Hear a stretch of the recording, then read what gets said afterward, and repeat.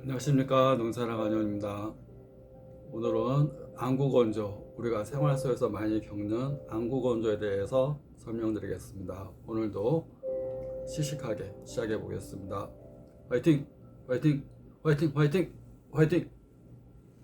안구건조, 우리가 일상생활 속에서 이제 그 눈은 각막과 결막이 있는데 가장 외면에 이제 외부의 바깥 기운과 바이러스, 먼지에 가장 밀접한 연관이 있습니다.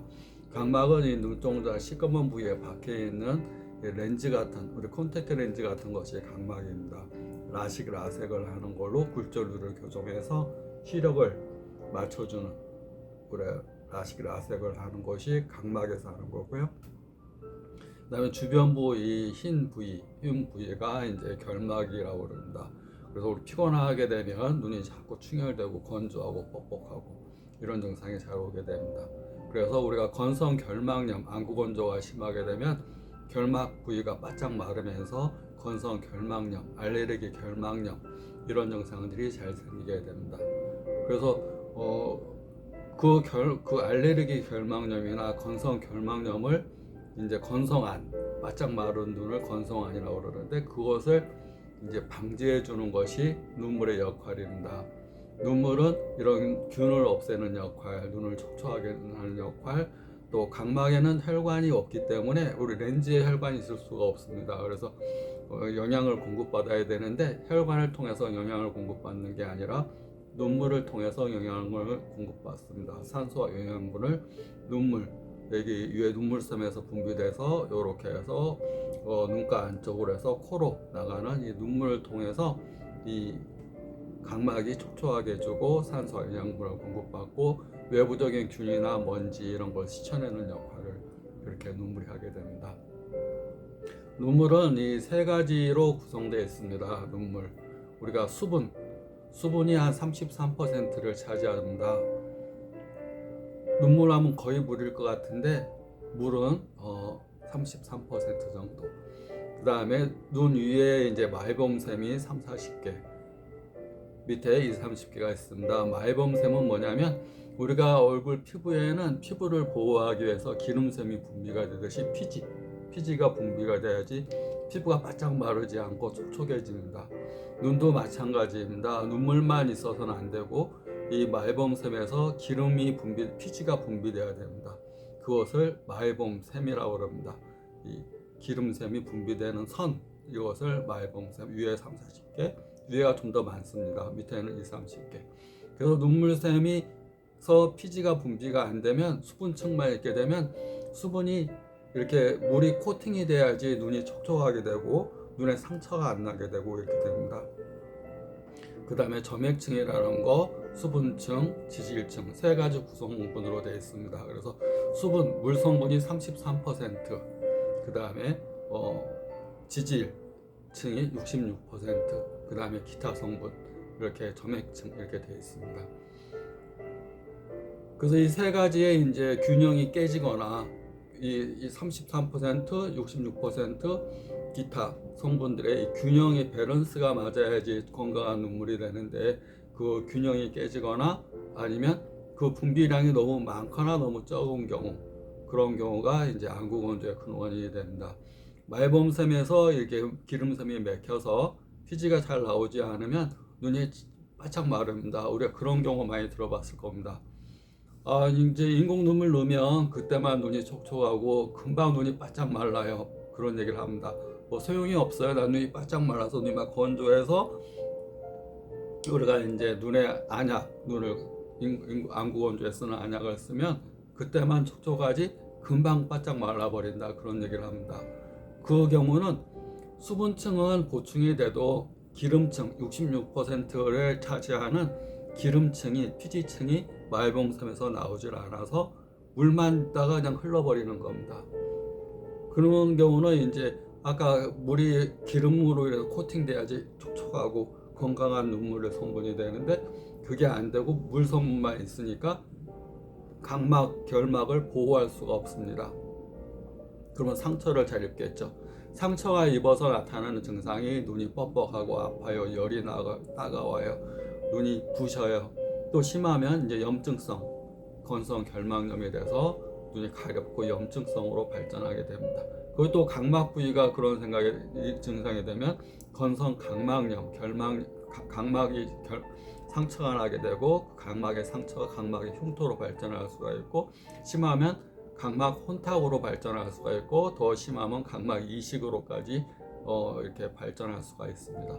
그리고 눈물은 굉장히 중요한 것이 외부에 이 가장 노출되어 있는 최전방에 위치한 가장 눈을 보호하는 방어적이면서 그 역할을 이제 눈물이 해주는 겁니다. 눈물의 양이 적다든가 그러면, 또 눈물의 양이 피지가 적다든가 구성 성분이 적다든가 또 너무 안 나온다든가 너무 또 맥혀버린다든가 그러면 눈 자체를 보호할 수 있기 때문에, 우리가 보호받지 않는 눈으로 바깥 균이나 먼지 이런 것이 다 달라붙는다고 생각해 보시면 끔찍한 일이 됩니다. 그래서 안구 건조를 예방하는 것이 굉장히 중요하고, 또 안구 건조가 있는 환경에서 자꾸 생활을 피하는 것, 조심해야 하는 것이 중요합니다. 안구 건조를 그래서 예방하기 위해서 이렇게 가장 많이 쓰는 방법은 따뜻한 찜질을 해주는 겁니다. 눈은 따뜻하게 해야지 이 안에 있는 피지선들이 굳지 않습니다. 기름샘이라는 것은 춥거나 이 몸이 안 좋거나 이렇게 또 여러 가지 질환으로 인해서 기름샘이 압박받게, 안구 돌출이나 또 이렇게 눈 자체의 질환, 안구 돌출, 또 염증성 질환 이런 걸로 인해서 눈 피지선이 이렇게 압박받거나 분비가 잘 안 되거나, 또 노안이나 또 나이가 먹고 노화나 또 여성 호르몬 갱년기 증상으로 인해서 이런 증상이 있을 때는 이런 안구 건조가 더 빨리 오게 됩니다. 갱년기 호르몬 증상으로 열이 확 하고 오르고 그럴 때마다 이 안에 있는 지방샘 분비들이 잘 안 되고 잘 맥히게 됩니다.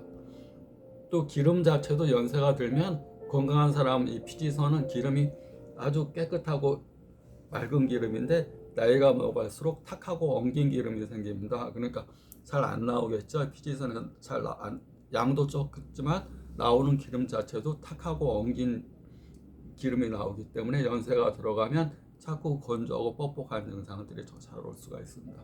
그래서 생활 속에서 따뜻한 찜질을 해주시고, 찜질이 없을 때는 손을 따뜻하게 이렇게 해서 손을 이렇게 치거나, 박장이라고 그러죠. 손뼉을 이렇게 치거나, 그래서 비빌 때는 36번 비벼서, 또 손이 뜨거운 사람들은 비비지 않아도 됩니다. 그냥 눈 감고 이렇게 해서 피지선들이 잘 분비가 될 수 있게끔. 좀 더 적극적인 방법은 피지선이 있는 부위를 이렇게 눈을 향해서 누르는 게 아닙니다. 하늘을 향해서, 여기는 땅을 향해서 손을 눈가 안쪽에 약간 넣어서 아래로, 약간 넣어서 위로, 피지선에 기름기가 이렇게 엉키지 않게끔 자주 해주시고, 따뜻한 찜질을 해주시고, 그 다음에 눈을 깜빡 우리가 이제 하품을 하거나 입을 벌리고 하품하면 눈물이 나오는 걸 누구나 느낄 겁니다. 하품을 하면서 눈물샘이 짜지니까 그럽니다. 그 다음에 하품을 하거나 또 눈을 깜빡 하거나, 우리가 이 일상생활 속에서 이렇게 자기를 찍어보면, 동영상을 찍어보면 눈을 자주 깜빡하는 걸 느낄 겁니다.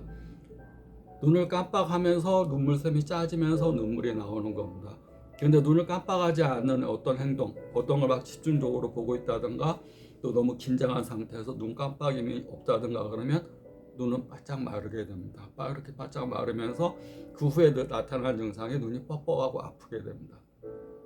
눈을 기름샘이 잘 분비가 안 되고 눈이 건조하다면 일부러 좀 깜빡이는 동작들을 자주 해주시고, 하품을 해서 눈물을 좀 짜내는 현상도 해주시고, 적극적으로 자주 눌러주시고, 따뜻한 찜질도 해주시고, 찜질이 없을 때는 손으로 항상 눈을 감고 따뜻하게 해주시고, 이렇게 해주는 것이 중요합니다. 물론 우리가 안구 건조에 좋은 대표적인 우리가 먹을 수 있는 차로는 국화차, 국화를 데려서 우리가 이제 품위 있게 엣지 있게 이렇게 데려서 우러내서, 국화를 끓이는 게 아닙니다. 뜨거운 물에 국화 몇 개 넣어서 그물을 한 모금 마시는 것이 눈이 건조하고 뻑뻑하고 열이 날 때 좋고, 입이 바짝 마르고 눈이 마른다 그럴 때는 모과나 오미자차 이런 것들을 약간 신맛이 있는 것을 드시면, 신맛을 먹으면 입에서 침이 돕니다. 침이 생성이 됩니다. 눈에도 마찬가지로 너무 건조하고 뻑뻑할 때 약간 신맛, 눈이 따갑고 아플 때는 약간 쓴맛, 물이 너무 바짝 마를 때는 약간 신맛. 쓴맛은 약간 항생제 작용이 있습니다. 미나리라든가 약간 쓴맛. 그러니까 여름에 밥맛 없을 때 쓴맛 먹으면 그 입이 바짝 마른 게 좋아지면서 이 쓴맛, 우리 쓴박이 일부러 여름에 좀 먹잖아요. 식욕이 너무 익모초 이런 거 너무 떨어졌을 때, 밥맛 떨어졌을 때 먹듯이 쓴맛은 항생작용. 한약을 먹는데 약이 너무 쓰다 그러면 이것은 염증 치료를 위한 약이 좀 들어갔구나. 양약 항생제가 굉장히 씁니다. 안 씹어봐서 그러지 그걸 씹어본다고 생각하면 굉장히 씁니다. 그만큼 소염, 진통, 염증 치료 약들은 씁니다.